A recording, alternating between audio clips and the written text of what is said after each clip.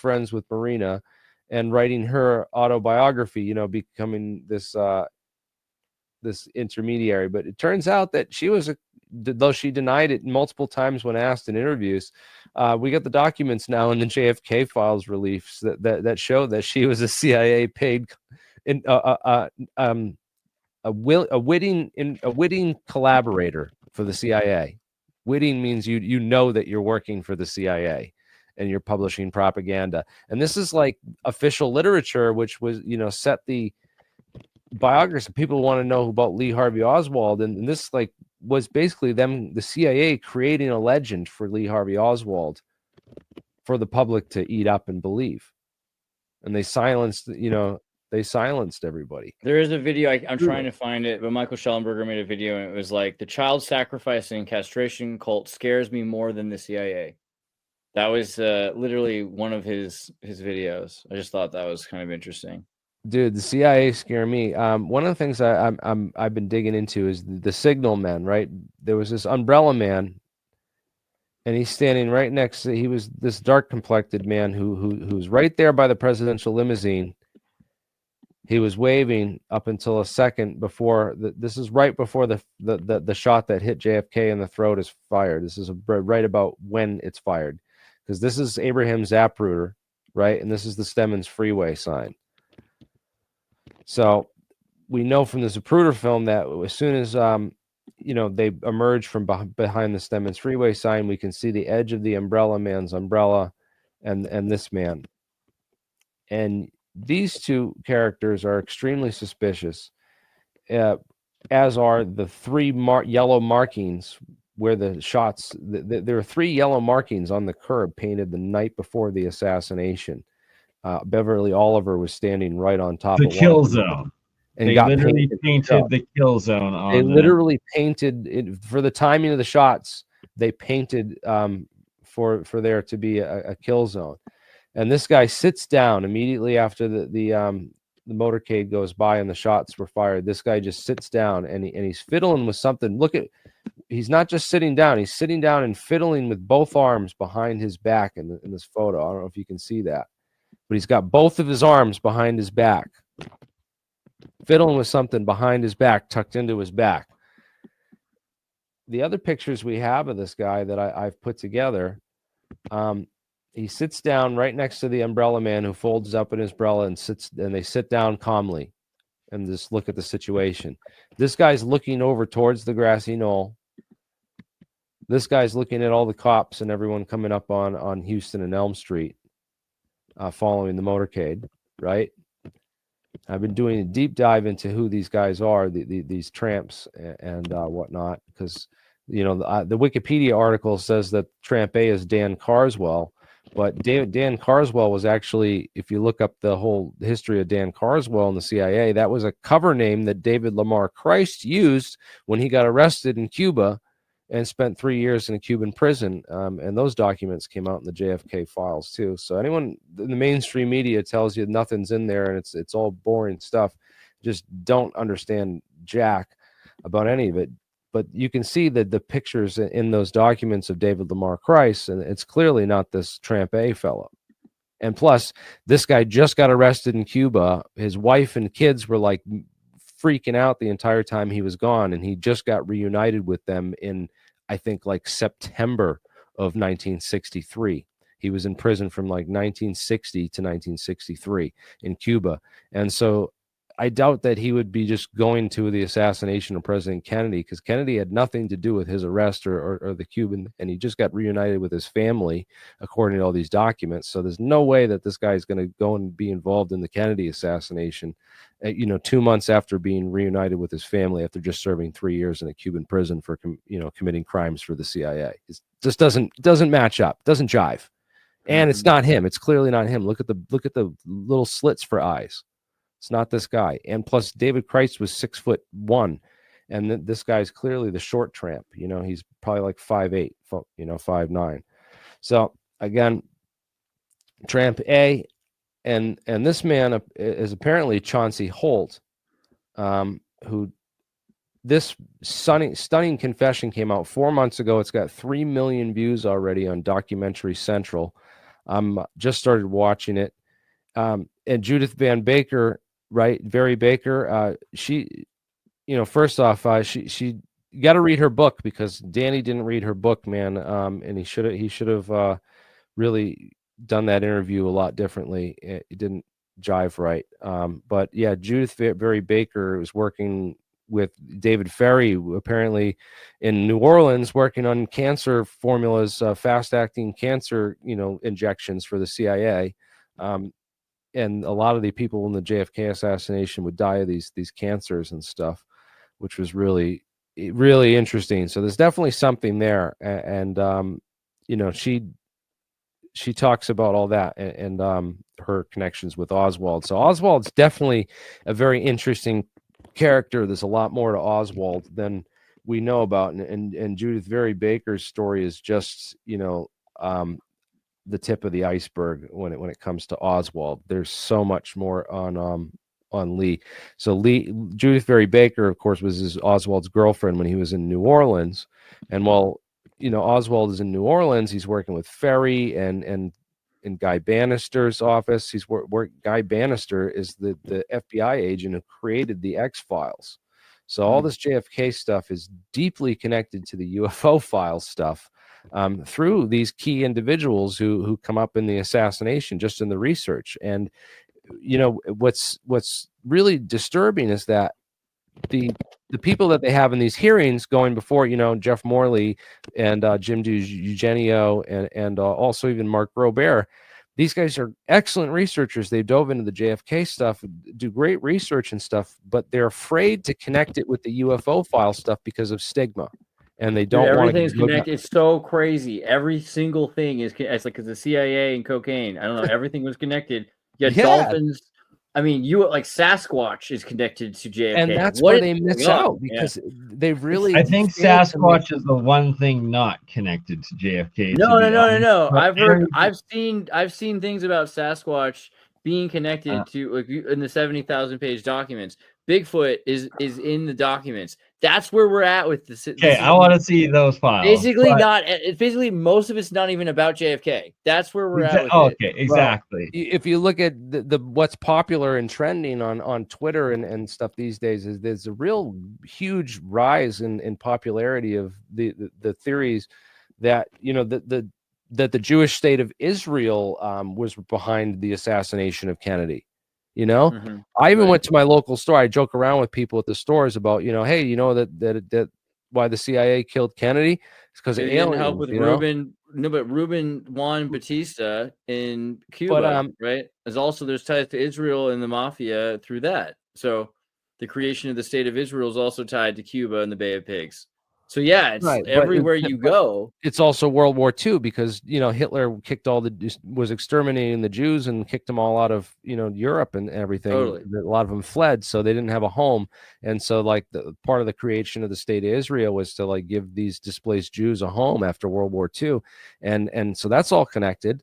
The Nazi, but the crazy thing is the Nazis and the fascists were behind all this stuff. There's so much connections in the JFK assassination to these fascist, groups and organizations and people, right? But yet the popular, they're successfully blaming the state of Israel, because Anslinger was connected to this one spy at Reuben Ephron and had multiple other, Anslinger had a bunch of connections to Israel, and they're trying to say Anslinger ran this CIA within the CIA, and that it was Israel that was behind this assassination.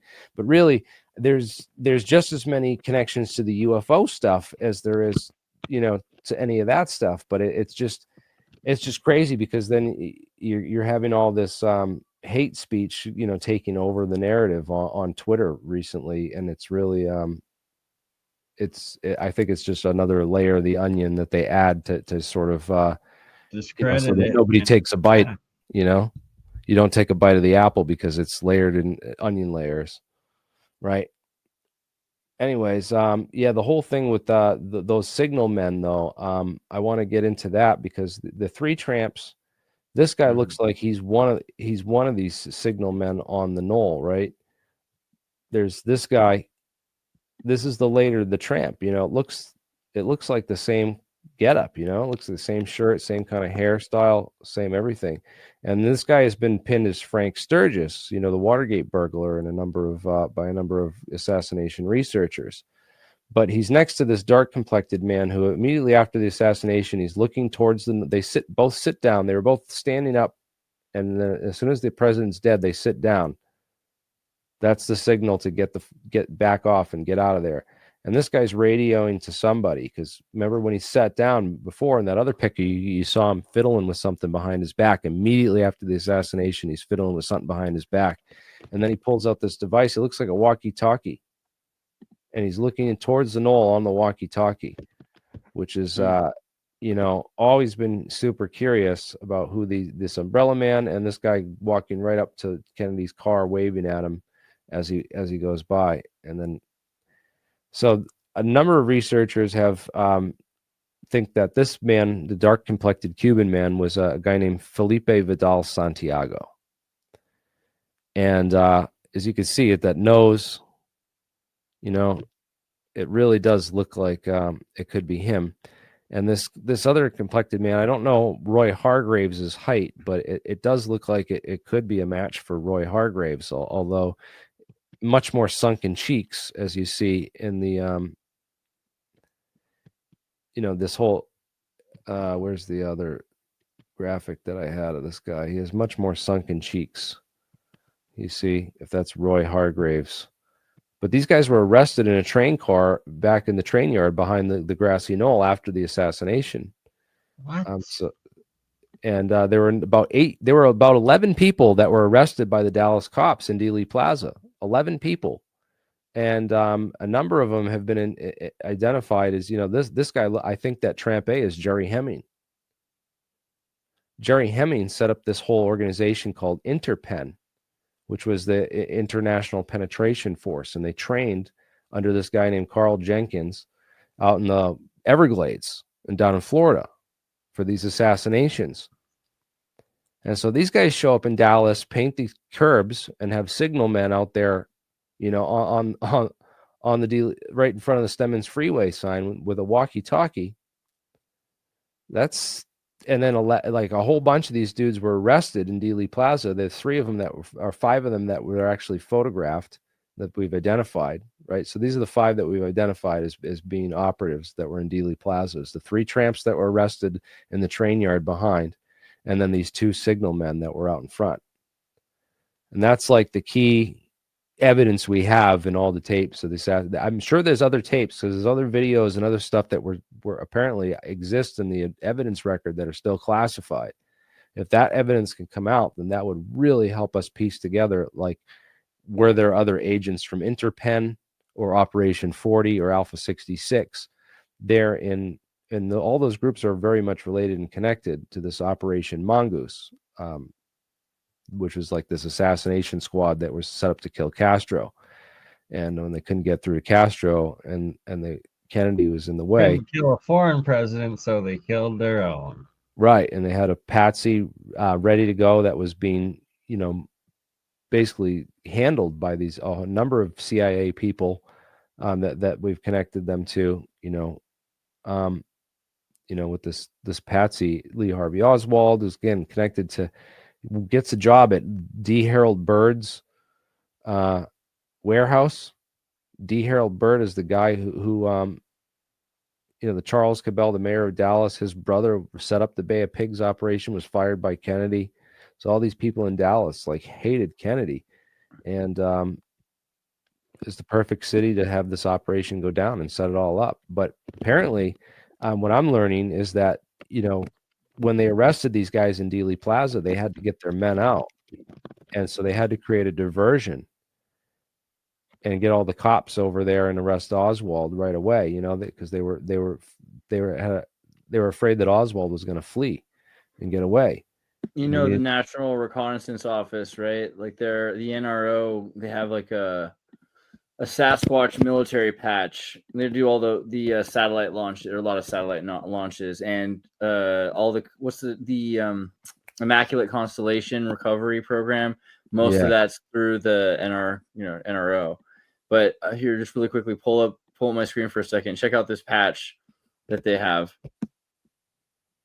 with Bigfoot on it. NRO. 1,000 a rocket. Wow. That's great. I mean, dude. All right. And Bigfoot. Yeah. All right. Wow. Yeah. Well, again, Bigfoot doesn't factor into this, but I will talk about one conspiracy theory. I mean, that's all facts. This is all fact stuff. Is identifying these strange people that were arrested and seen in Dealey Plaza.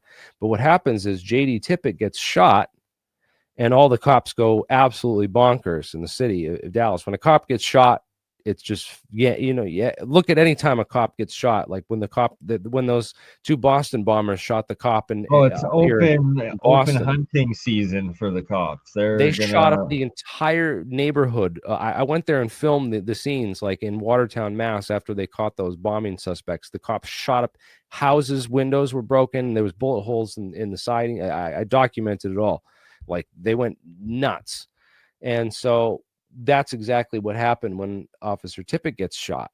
Now, Officer Tippit, there's no hard evidence that says that he was directly involved in the assassination. There's theories that, Oswald couldn't have gotten to the theater in the amount of time, and that Tippit was out of the area over here. And that there's a theory that Oswald actually got a ride from Tippit. That Tippit was involved in giving Oswald a ride to the theater and dropped him off there. Because that would explain why nobody saw him walking from here to there. Although they're saying also that he took all these back neighborhoods to avoid people seeing him. But it's a weird spot by this baseball field over where Tippit was shot. But apparently that created the distraction because for them to get the men out of the Dallas police office, because there was no record for that for years. And then one showed up with these names of these three vagrants who to fit the official story on who those three tramps were.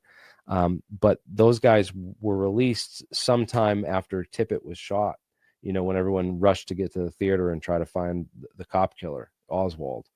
Right. So perfect diversion. And again, Carl Jenkins is still alive. If we could get him to testify to Congress, that would be, he might have he might be one of the few people left in the Kennedy assassination with some information to share, because I don't think we're going to get the truth out of Ruth Paine ever. Ruth Paine is literally the whole reason that Oswald got the opportunity in the building. If you believe the official story, none of that would have happened without Ruth Paine, this do-gooder Quaker woman whose father set up USAID and whose sister is a career CIA agent, but swears that she never doesn't work for the CIA, and that all these are just ridiculous conspiracy theories. Whose father set up USAID. Even though she was anything wrong with that. No, I'm just kidding. The school teacher that was super interested in trying to learn Russian for some reason and befriended Marina Oswald.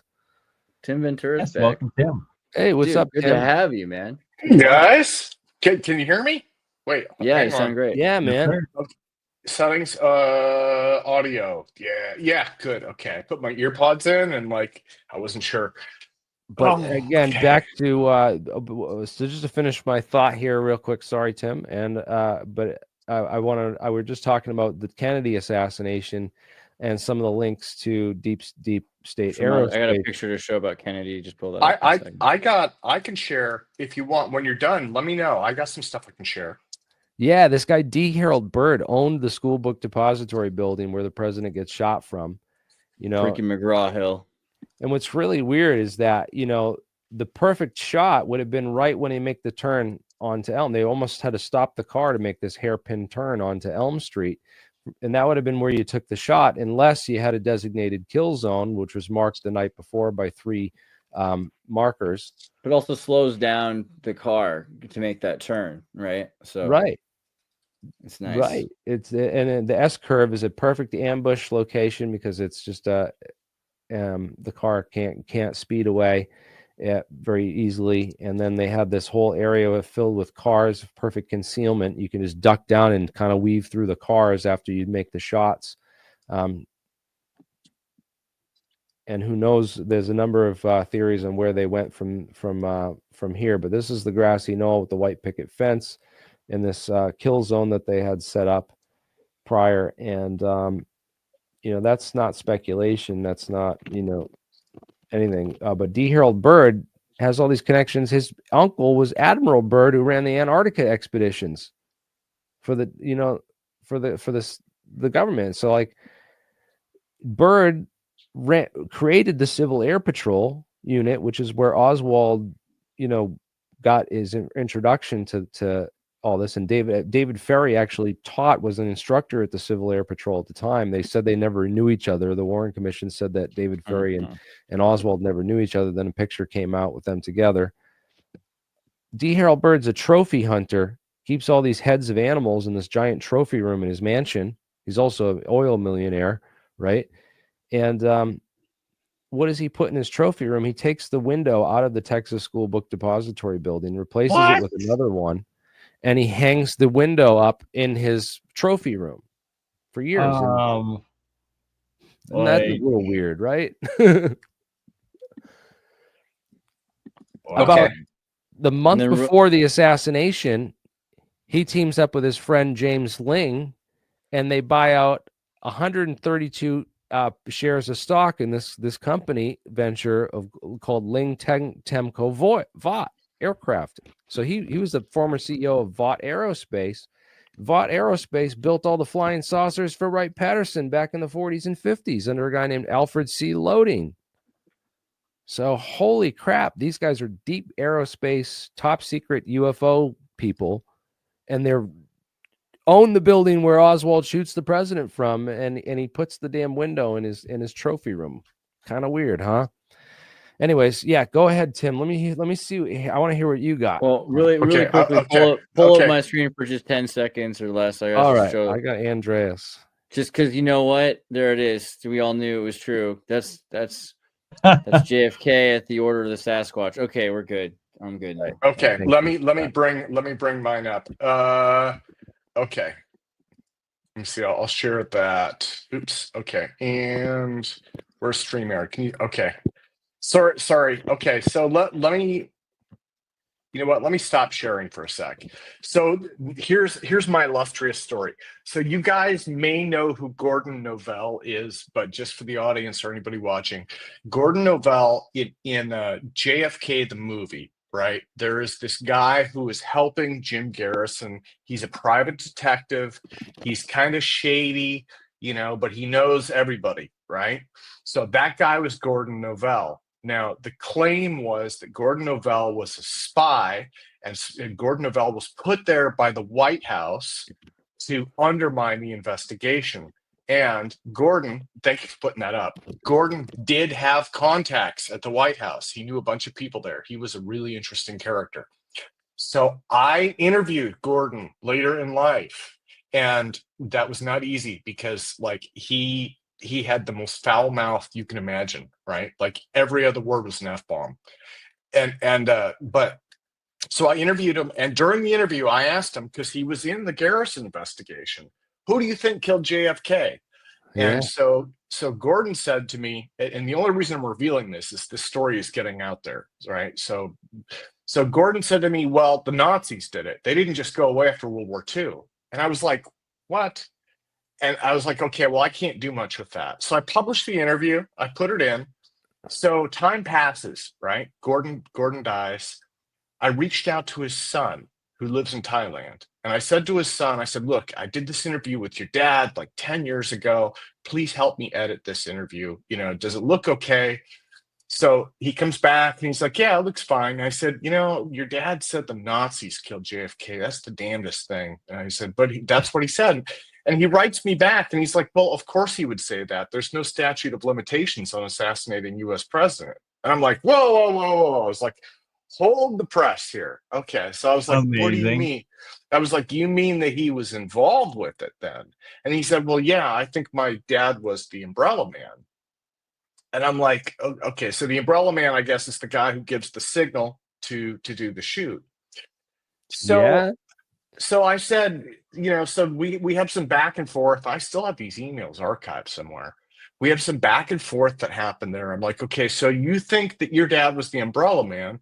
I was like, what makes you think that? And he's like, well, among other things, because he mentioned a bunch of stuff, his dad used to go to this racetrack, race cars and all this stuff. This was big down in the Louisiana area, I guess.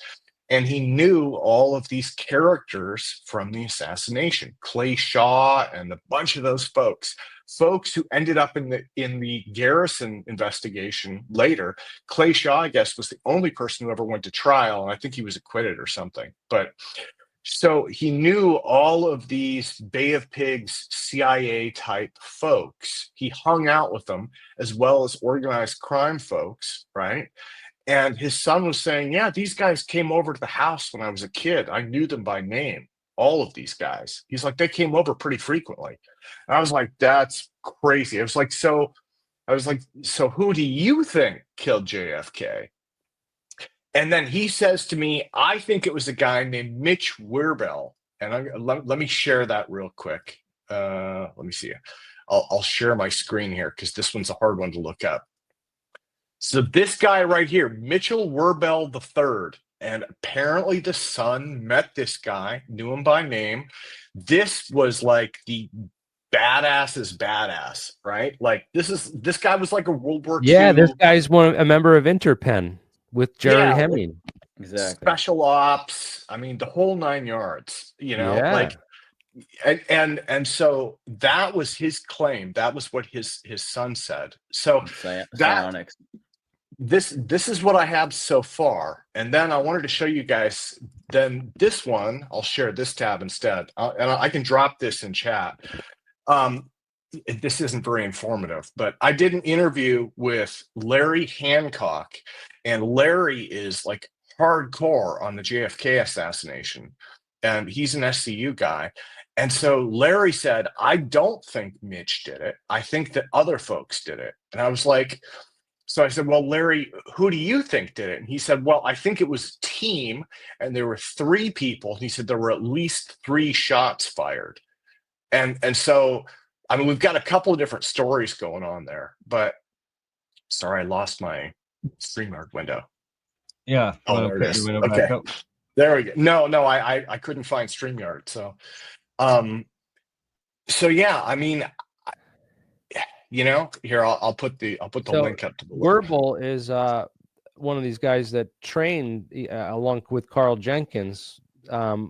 Was the training for like these teams, and they trained out in like the Louisiana swamp was one place right near where Oswald was staying in Louisiana, and then another place was out in the Everglades swamp, and yeah, this is nuts because Roy Hargraves is another guy that's been ID'd as a potential candidate for the Umbrella Man, and he's a member of this same organization, the same cast of characters. So yeah, I don't know. Does this guy look Gordon Novell? Yeah, I'd have to see more pictures of him and stuff. But so maybe Larry's theory. I've been there, by the way. I have been to the Grassy Knoll, and that area over that monument or whatever that is, that water tank thing there. The Grassy Knoll's actually right over on the side. Yeah, where those trees are. I believe that's your Grassy Knoll. Yeah, and then just go straight in that fence that's there. So apparently people have been stealing. Apparently they've had to rebuild that fence 4 or 5 times. Yeah, I stood behind that fence. I was not implicated in the assassination. I was born in 1976, so I'm clear. But you time-traveling assassin, you, Tim. From that fence, I think. Yeah, see that X on the road? You can that's where the final headshot was, right there. I mean, it's like there, like you could not miss. I mean, if you were a sniper, and then that tree, you can see how the tree is hanging down you have a pretty clear view to the road, but when you're looking from the road through there, it really just, for some reason, the visibility sucks. And so it makes it the perfect place to hide. Great concealment. They said there was a shooter here in the corner, right here. And they said there was another shooter right here between the 2 trees where the railroad men saw a puff of smoke from the triple overpass. So they actually 2 shooters on the knoll that would have left nothing to chance. So they had to get him, and there's no way they could possibly miss. So you've seen though the recent in the declassified footage, his autopsy. Why in his autopsy does he look so not as bad as the footage? Right, he has a hole in his neck. They folded the skin of his head over, and took the pictures. Man, they did a lot of manipulation to that. This is right where Abraham Zapruder was standing. Right, well, because the way I'd seen it, his head explodes, the bullet goes to the back, comes out the front, all spinning, removes the face. And instead, we're having this picture of him looking pretty much, like you can see his face perfectly. So it's like, I mean, unless, I mean, it depends how conspiratorial you want to get. Like, I'm down. I mean, did they actually kill him, or did he like run away and live happily ever after with his boyfriend Lem? I'm open to both. No, I mean, I think the idea, like, so part of the Reagan conspiracy when Reagan got shot, because Reagan said, he said to the press, he's like, I didn't even feel the gunshot until I got in the car, right? And there's one school of conspiracy theorists who've said that he didn't actually get shot until he got in the car. That basically, John Hinckley. Yeah. They put, I've talked to him a couple times. Yeah, basically, the idea was he got in the car. They faked it. He got in the car. They shot him, and then they said, "Look," they said, "This is a warning. If you want worse, then keep doing what you're doing." And his policies changed radically after that. But, right. So with Kennedy, though, from everything I can see, everything points back to your Bay of Pigs CIA guys. Dude, it was Bigfoot and the Jews. That's an awesome what you'll find on X. If you find on X and you consult with the wise people of X, you'll see that Jesus is actually the son of Bigfoot, but Bigfoot's his mom. Yes. But then what Larry was saying was, and Larry made an interesting case. He was like, it's not, he basically what he was saying to me was, he's like, don't think CIA like the whole organization. He's like, basically you had mob people mixed in with the CIA, mixed in with all sorts of stuff. And he's like, so it really is kind of that's what Operation Mongoose was. Operation Mongoose was Bill Harvey, going through Robert Mayhew and Santos Traficante and Carlos Marcello in New Orleans and these mob guys to recruit assassins into this program. So it was a program of these CIA people, these displaced Cubans, anti-Castro Cubans that were displaced from Cuba, living in Florida and New Orleans, and these other mafia guys, and they were all colluding together and doing covert ops together, like, and training to go jam wave. Yeah, it's crazy. The JM wave. Yeah, JM wave. For something like that, can you even really call it the CIA then? Or is it just basically... Well, if it's George Bush was in charge of the CIA, so it's like, do what you want to do, but it's like, clearly Bush was involved with JFK and with Reagan. So it just seems like, if you don't want to say it's the CIA, that's fine. It could be just some guys from the OSS. I think it's fair to call it the Gladio. It's really like the same guys. The CIA members and the members of the Skull and Bones at the same time. Yes, the Skull and Bones, because you don't forget that Ruth Payne goes to the Nashon Island on vacation in the summer of '63 with Alan Dulles is there with his mistress, right? They're vacationing on Nashon Island. That's owned by the Forbes family. That's John Kerry's family. They're John Kerry's Skull and Bones. Ran against Bush in the 2004 election. So yeah, there's a whole connection there with the Skull and Bones organization, and the Skull and Bones is an awesome deep dive for another day. I've done a few on them, talking about some of the theories.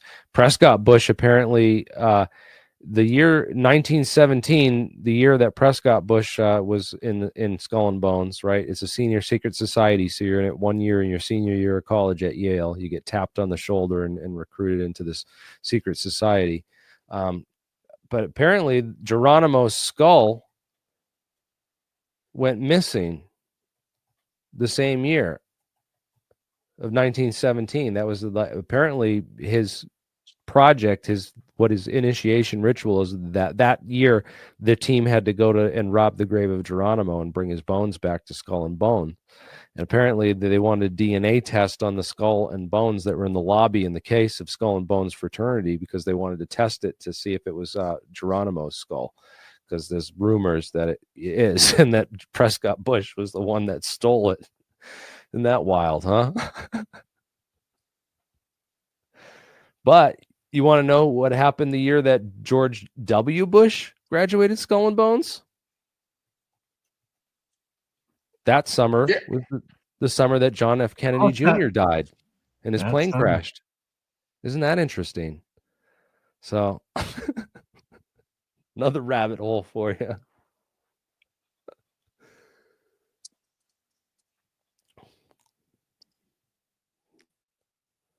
It's funny when you look at Bush's family, because you go back and it's like a bad episode of Back to the Future. It's like Prescott Bush was born of Samuel P. Bush, who was American Steel executive, and his father was Reverend James Smith Bush, whose father was Obadiah Bush, a prospector who fought in 1812. It's like, it just has this kind of weird. It's weird, man. Yeah, and then the Smedley Butler accuses the bankers plot, the business plot, right? It was the business plot, and a bunch of these groups got together and tried to set up a fascist dictatorship in the American government. And one of those people was Prescott Bush, and he funded the Nazi Luftwaffe, and he helped funded Hitler's Air Force with Gold Rush money, right? Because Obadiah Bush was a 49er in the Gold Rush, who had petitioned New York to leave the United States over slavery. Like, the whole thing is just shades of gray. It's crazy, dude. That's Prescott Bush with then Vice President Richard Nixon. I mean, who goes to who owns who there? Who's the vice president? Who's it's who's on first? Who's the mob boss? Yeah, exactly. And well, so Nixon, I feel like, is a pretty good example of a California Navy boy. He spent most of his life on a boat, and he's the kind of guy trained to go. He's an officer's officer who'd go down with the ship, which is exactly what he did when he was supposed to do that. So I don't feel like Nixon is quite as bad as people like to say. He's just sort of played the part he was told to play. He's supposed to take responsibility for the whole team, for the boat. Right. He does what he's told, right? Another thing that's interesting, the Bohemian Grove and the Prescott Bush running around. It wasn't his thing. So what do you think about LBJ? I mean, there's the infamous wink picture and stuff, and there's the phone conversation with him, saying he liked to smash his dick on the table and call it jumbo. That was the way he decided, like, most business meetings with people. He just whipped his dick all the time. New disclosure tape that came, apparently a Dead Man Switch, that Alex Jones was playing with the guy that was the grandson of the supposed bagman or whatever, and that in that tape. So it just seems like I don't think that. I think it was his position on the JFK assassin, which was kind of like George W. Bush. They'd want to keep him out of the loop. I mean, I don't think that he was directly involved in the planning or the orchestration of it. It seems to me like the CIA just gave him what they knew he wanted and knew that he would go along with it or something. But I don't know, the whole Billy Saul Estes tape saying, that LBJ was behind it and everything. It's it makes sense. It usually is like, Caesar was killed by Brutus. It's kind of like this. I mean, for me, I don't know. Like, I want to go up a step higher because this ties back into the UFO thing. Like, this isn't just a Tim thing, but like, when I think about the UFOs, there's this back and forth with the government. Same thing with Kennedy. Same thing with like a dozen other conspiracies. September 11th, all of that stuff. And what it comes down to is, like, people don't trust the government because the U.S. government, as organizationally and departmentally, lies all the time about everything, right? And then, like, that's why, like, at a high level, right? I'm like, okay, the problem is not Kennedy and it's not UFOs. The problem is we have a government, for whatever reason. I want to believe that people are honest when they get into it, but there's something about our government and the system and the way that it works and the way that people fit into it, where it's like incredibly dishonest about everything. Everything. I mean, like you look at the labor statistics get manipulated, right? Like just, and I'm sure some of this stuff you guys know, like It's like turning into the old Soviet system before the collapse, pretty much. well, I mean, the Soviets at least were honest about being assholes. With our guys, so with labor statistics, one example you guys may know is unemployment statistics, right? Do not include people who have left the workforce, which is basically if you've been unemployed for more than like 8 months or 12 months, they just don't count you. So they're like, yeah, unemployment is, it's worse than we'd like. It's 10%. And I'm like, oh, you mean there are 10% of people in this little window? So what about the rest? Wow, that's insane. 10% in the window of just like stopped working the Well, last no, 7 months. I mean, So let anyone me. after, Yeah, what about people that haven't worked for years? right? Like I how don't. much hard could it be? That's wild to actually Let think me let me look at what our unemployment rate is right now. Right, so right now it's 4.2% unemployment. Okay, and that doesn't sound bad, right? You're like, yeah, 4%. Well, that could be you could have 100 different explanations for that. Okay, but that does not include people who've been out of work for more than a year, right, or whatever. And then the other one is like, have I showed you guys the buying power of the dollar over time? Oh yeah, it's just absolutely horrid. Uh, Here, can I share this real quick? For sure. This Yeah, is sure. Yeah, see, and then I want to I'm get into the Gord because I think there's more connections here with UFOs that you were trying to allude to. So I want to hear if you had any connection with, because there's a reason you interviewed Gordon Novell, right? It was Here we go. or Buying did you? power of the U.S. dollar. Well, if you asked him about UFOs, man. I, Yeah, I mean, we know that the dollar's buying power is just yeah, I mean, it's like it's just insane. And so the whole thing is like a pressure cooker remember I on the used to have American penny candy public. when I was a kid, and a Coke cost $1. Yeah, now they're You know? talking about getting rid of the penny because it costs more to make a penny than Canada a penny already is got worth. rid of our Trump pennies did. years ago. Trump stopped the penny. He Did already he? did that. Yeah, He already put a remember that? thing out. Yeah, so save your pennies. They're not gonna be gone soon. I mean, but when you get down to the brass tacks of it, like the U.S. government, maybe everybody does this. I don't know, but like I'm American, and as an American, like the U.S. government lies all the time. And my mother is part of the silent generation, and for her, she goes back to Eisenhower and the U-2 spy plane, and But presidents lied before it goes that. But beyond just them lying. They hire journalists and they place journalists in positions and editorial positions to make sure that everybody lies and everybody repeats their lies and nobody tells the truth. That yeah, it goes way beyond that. Just that they lie. The effort and the extent that they go through to keep people in the lie is just beyond Oh, anything. I mean, what they lies literally we created this whole UFO hearings. oh, They what propped up these fake people that don't know dick about anything and put them in charge of telling our Congress, who's already clueless about this issue. It's designed to never get anywhere. All of it.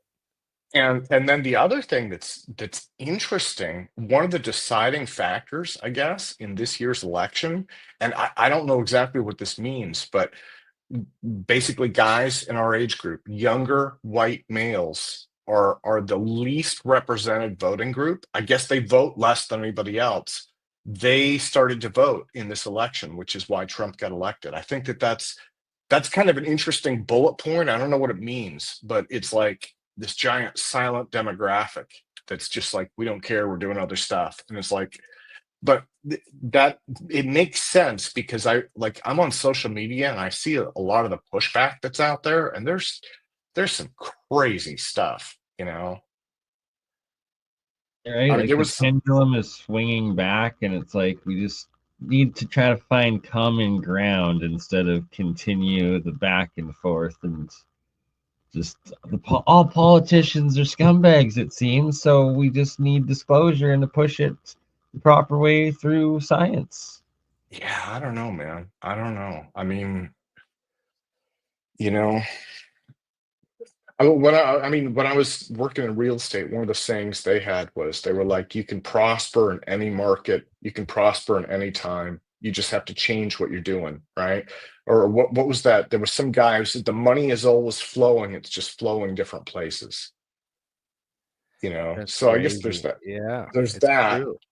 But so I like that idea. Like even if it's going to hell in a handbasket, you can still live a good life. You can still take care of your family. But then As the rest of the world sinks, we're developing UFO technology so we can fly and, get on. And that's going to be the next major I think economic there is going to be a investment, right? push into this, and I think we need to be part of that effort to push science forward and bring these technologies out of this woodwork to a usable level. That's really what I've been hoping for with all this since I got it, been into this is that one day we can use this to change and make humanity a better place, and not just because I don't know, why are they covering it up and going through all this effort to cover up these technologies? If I feel like all the technology is control. out there, but it's hard to read. And you got this internet AI scraping system. And that's maybe the best thing about AI, really,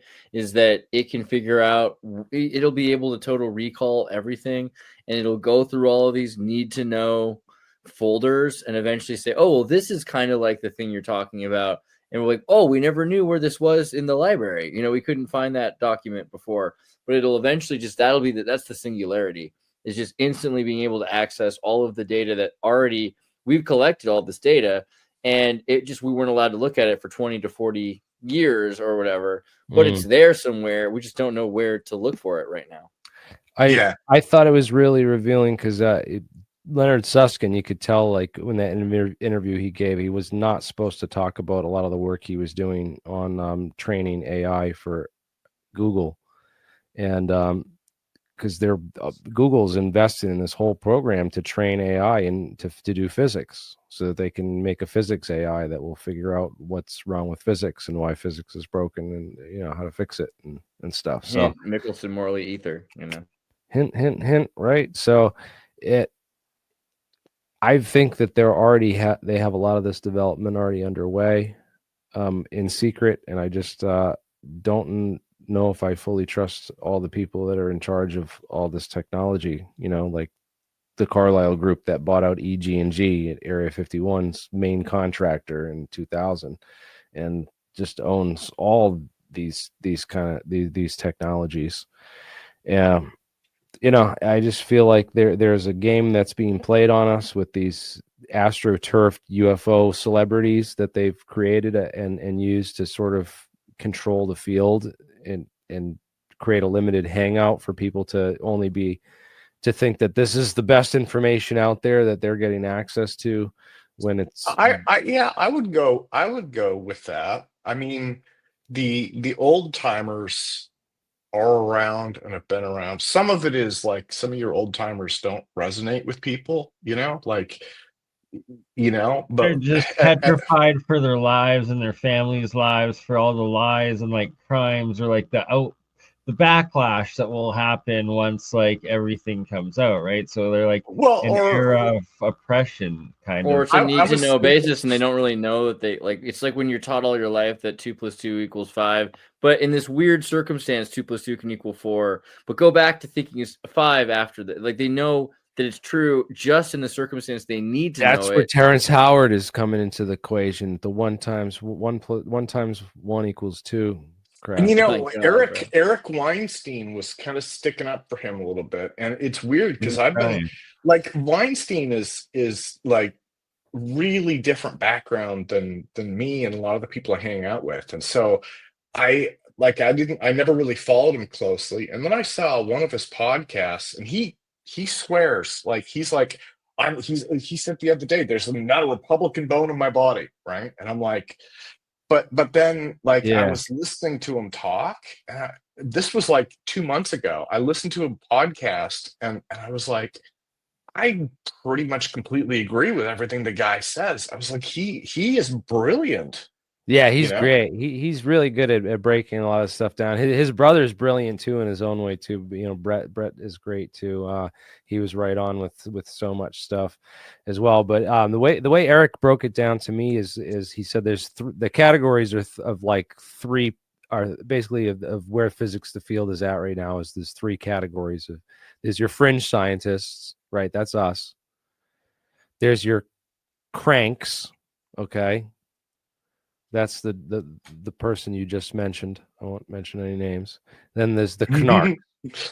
Okay, the Knarks are like people like Sabina Hassenfelder. They're the ones holding up the establishment status quo on all this stuff, and the Bill Nyes and the Neil deGrasse Tysons, right? So The Bill Nyes with the science lies. Well, Bill. Okay, so Bill Nye is not, if I remember correctly, he's like a science educator, but he doesn't Right, have so- any. You know, he's not like a physicist. That's what Exactly. Right. And then Sabine, Space. I've never heard her go into anything like UFOs. She sticks with the more traditional stuff, right? I mean, but then Neil deGrasse Tyson, I get the impression he has been so opinionated that he's like turning a lot of people off now. Like, has he been mind controlled? He literally was like, the genome things that doesn't, like, that's nothing now. You can literally just decide whatever sexuality you want to be. Like, it's like it's getting too He was far here not away too from long ago. science, you know? It's like, I think some of it's ego. I think some of it's ego, you know? yeah, Like you gotta well, you gotta keep a small ego, and sometimes it runs away on these guys. I also wonder if there's also infiltration because a lot of what I mean Neil claims, and I mean Neil obviously he's the head of the astronomy at the Hayden Planetarium, Saturn worshiper, and there's a number of academics within this. You know, it's like a college within within itself with like. So he says I rely on a lot of other experts for my opinions and my information and stuff. So he's got a whole bunch of people around him because he seems to like comment on a lot of stuff that he's not necessarily an expert in, but seems like he's informed enough about that he should have be able to have an opinion on it. And that's kind of crazy because he's talking to all these people around him. And if I want to infiltrate a guy like this, that's where you do it, and this is literally what these intelligence agencies and these people have done to such an extent. You realize that there are people like this all over, and then sometimes it comes out that Neil's I don't know if he's a witting or unwitting participant. I'd say more unwitting than witting. It'd be very easy to fool a person like that by surrounding himself with a bunch of your experts, right? And that's all you need to do. And he would simply repeat those talking points, which is essentially what I think he does a lot of the time. There's a lot of groupthink too, right? And a lot of that, I mean, psychologically, it's been demonstrated. Like, people will align themselves with whatever that group is. So. But Neil's also a machine, like all his people in his circle, like he knows your birthday. He's got you a present, like he's. That's the thing. It seems like weird to me that we would accuse Schellenberger and not Neil deGrasse. I mean, going right, like he's a Saturn worshiper. No offense, in a black suit, and he's constantly pretending to be a scientist. But he's really like, and is he really much more of a scientist than Bill Nye? Well, what's he famous? I'm not saying he's for like television shows, and originally for having control of Carl Sagan. He was Carl Sagan. He was Carl Sagan's student. No, That's in why people care about it. science, in astronomy, he's an astrophysicist, and the only thing Yeah, I think physical he's really science. famous for that I know of that I can say off the top of my head is that he downgraded Pluto from its planetary status. Okay, well, Right. I would say the only reason he had that chance was because he had some tie to Carl Sagan. It's really, it goes back to, and that's more gatekeeping and more psyop. So it's And Yeah, that if you want to get into conspiracies, that Pluto thing, that's our cause. We should rally around that. Save Pluto. Pluto's our Pluto is a planet. All right. you know what? I agree.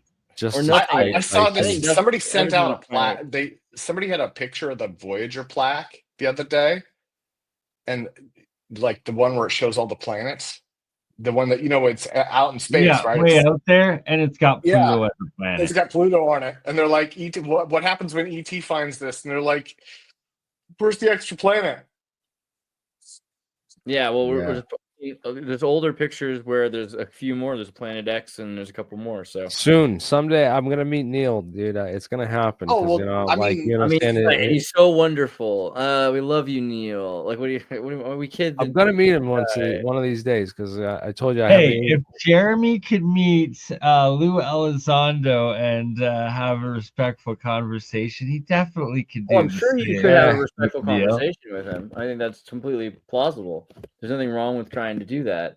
But I feel like I don't know if I agree that he's just naive. I think disingenuous is completely plausible. And I don't know everything about the whole Neil deGrasse Tyson sexual assault thing, but there's a bunch of interesting stories about him with women that seem kind of shady. So I don't know. I'm sorry.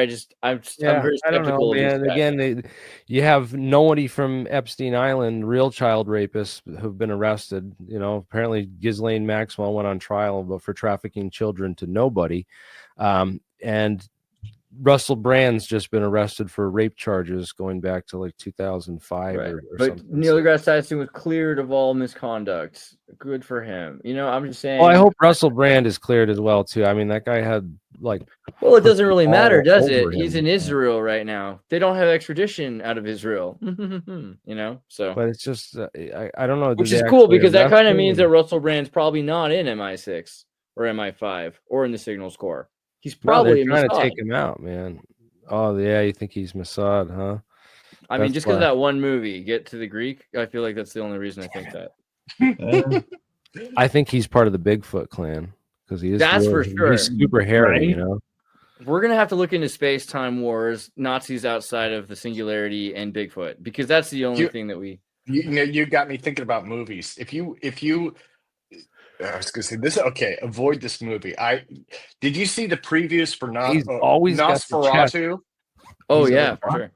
Okay, I don't so think I I've saw ever the seen previews. a Russell Brand video where he's not showing off that friggin' carpet on his Just chest. Sasquatch fur. Yeah, Yeah. exactly. But Let's go. what about Sorry. the Nosferatu movie? I always So wanted to make a movie Naughty Feratu. I always felt like that could be a. So I haven't saw the seen that promos yet. for that, and I was like, "Oh, I'm so pumped! I want to watch that." Right, good vampire movie. They played it up, and man, I will tell you, I've been working on that movie for like 4 days. It is so boring and so slow. I can only do 15 minutes. It's that movie. Like I can only do Nice. 15 minutes at a time. So yeah, like if you Puts you want to time sleep to sort slow of thing. down, that is the movie for you. Like you turn that thing on and dude, time will just stretch out. Like how like sometimes if you get baked, things will take a really long time. Like if you got baked and watched this, like you would just be there for eternity. What It would I just find be really ever.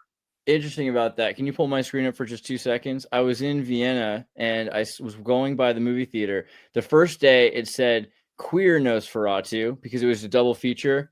And then the next day it said Nosferatu, A Real Pain. And so for whatever reason, I just couldn't bring myself to watch Nosferatu. You know what I mean? Dude, yeah, you don't, you know what? Don't trouble yourself. It is with a real pain, huh? I gotta go check it out if it's free. I mean, I don't know. I don't think I'll pay to rent it. Then probably You won't gotta be able watch to get through Snow it. Woke first, right? Snow Woke. Oh yeah. I haven't seen that one yet. I think they. I wish I that don't they would think let me anyone has. ruin their movies for them. If I could have made Snow Woke, JFK, and Sasquatch, and the Nazis would have been in there, and it would have been so much more popular. You know, the one that I just watched, I shouldn't even admit this. In fact, I just started on it, so I'm not done. Beverly Hills Cop 4. Oh, great movie. Wait, 4? I don't know that one. Is that 4. Yeah, like it just came out a couple of years ago. My and God, then I really? was watching it, yeah, and the part that gets me is like, I'm like, Eddie Murphy, that the first one came out like 40 years ago, right? And I'm like, Eddie Murphy, number one, he doesn't look that much older. I'm like, he looks maybe 20 years older. He doesn't look 40 years older. I'm like, that's insane. But then I was like, Hollywood has serious issues. If you're remaking Beverly Hills Cop, like you've hit rock bottom. Stop. You're- Yeah. Right. Number 5, right? Like that's all they're doing now. There is a new original. Looney Tunes movie I would recommend randomly called The Day the World Blew Up, The Day the Earth Blew Up. Have you guys seen this yet? It's actually I don't know how many of you spend your time watching Looney Tunes movies, but I think there's something for kids. They don't bother censoring as much. And this is about aliens that attack while Porky and Daffy are working at a chewing gum factory, and then the chewing gum is used to take over the human race by these zombies. And then Porky Pig's got this girlfriend who works in a synthetic The aspartame chemical company. sucralose. Yeah. And she knows all about synthetic chemicals and everything like that. And so they're trying to figure out how to control their minds with these weird chemicals, which are causing kind of and I was just like 2 days before this movie came out, I was thinking to myself, mind control is great and all, but gut biome control, that's really, if you're a smart corporation, you're going to try to figure out how to control people from their gut instincts with their gut biome. And then boom, I see this movie that's literally about that, which blew my mind, because it's Looney Tunes, of course. Wow, man. I just dropped right. this I new think Tron that- coming out.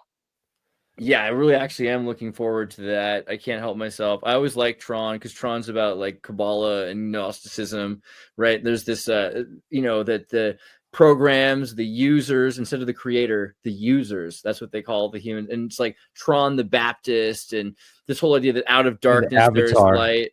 The Avatar, Clue, like Lucifer's Clue. And then the new Tron movie, they have this idea that they're trying to break out of their multidimensional reality into our dimensional reality.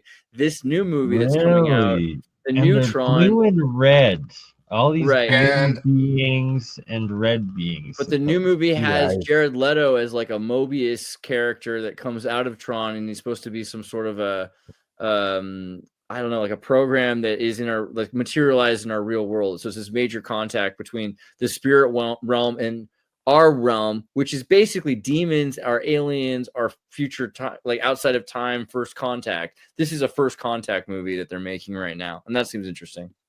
And then they're making a new Matrix. And Another new one. Yeah, another new. And I actually liked. I know it's weird. I liked old guy Matrix with Keanu. Yeah, I was okay with it. I was okay with it because the way they set it up was like, look, they're gonna make this movie without us if we don't take over now. So we're gonna make what movie we want to make and call it The Matrix because that's what they were gonna do anyway. They were gonna just make their own movie and call it The Matrix. So why don't we do that?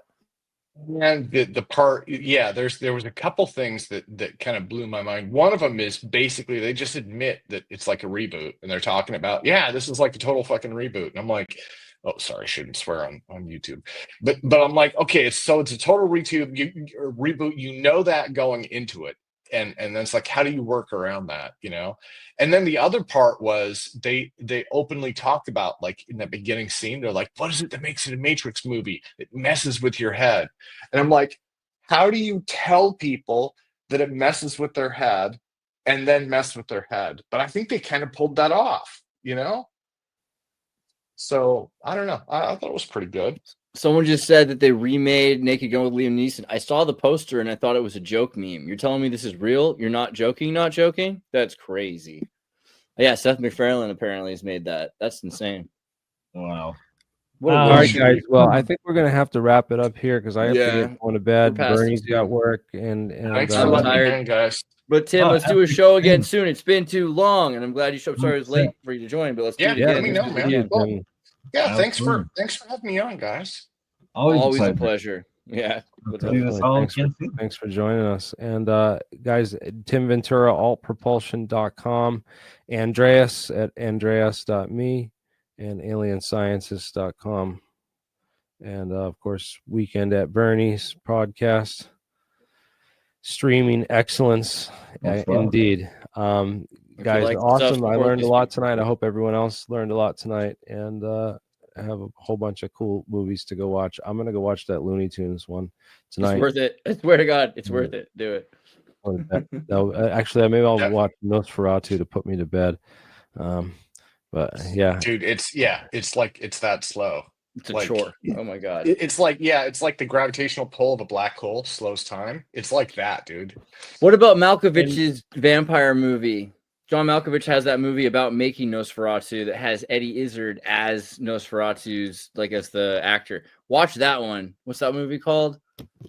Malkovich vampire. Really quickly, I was good. It's called Shadow of a Vampire, made in 2000. That movie's pretty good. I highly recommend that one. All right. Yes. And be sure to subscribe to all the channels, Alt Propulsion, and where can I find that Gordon Novell? No, because that never. Oh, the interview that I did with him. Yeah. Anywhere we could listen. I mean, obviously it's. Yeah, that was like 2012. It might be on Alt Propulsion. I mean, I know I have backups of it, but again, what he said. You must re-premiere it. You should we should re-release it soon here and do a JFK day.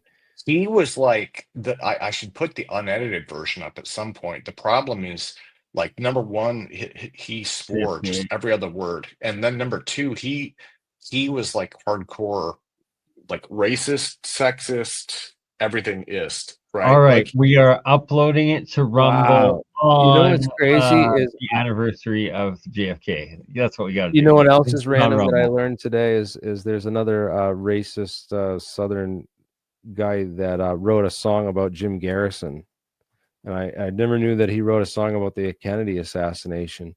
But there's this guy. He wrote all this racist music in the '60s. I mean, there's different kinds of like.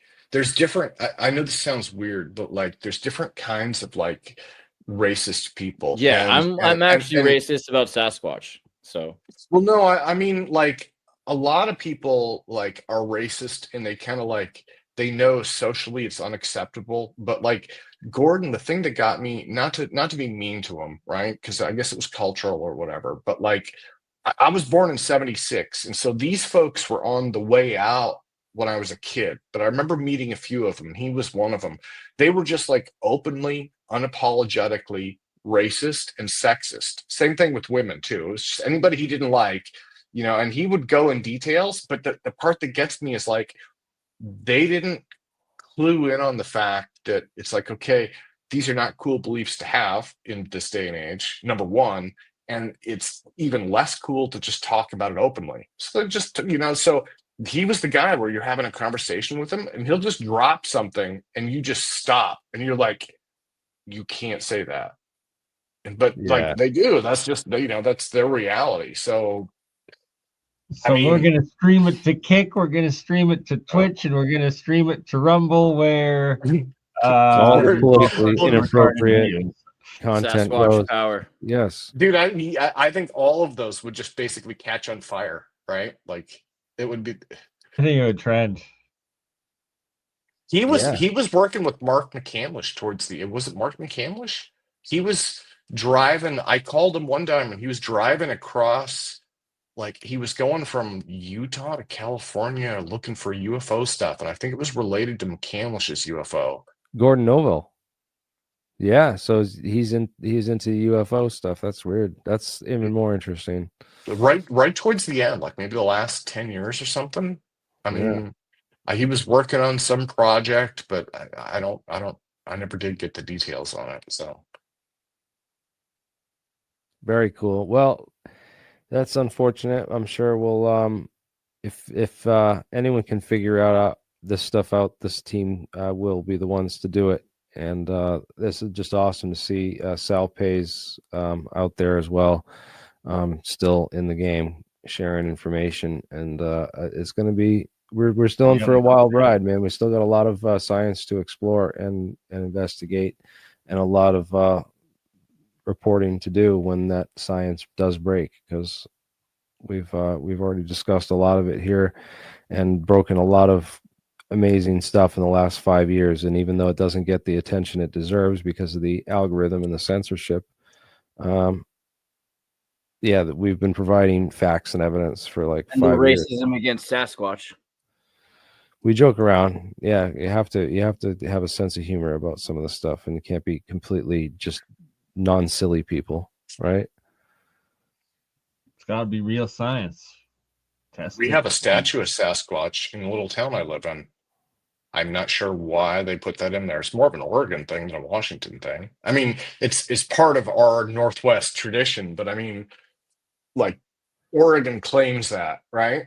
Western Washington, I don't know. We got like seagulls and gooey ducks. Bernie knows. Weird. Oh, wait, yeah. You're not in Vancouver. You're in Central No, Canada. I'm in Alberta, but I go to Vancouver, BC a lot. But Okay. we'll go into the cryptids another day because it's another story. But It's just the rain, dude. That's why our state bird is the garden slug. all right. But yeah, gotta go to bed. All right, Love y'all. going to bed. Have a good one, guys.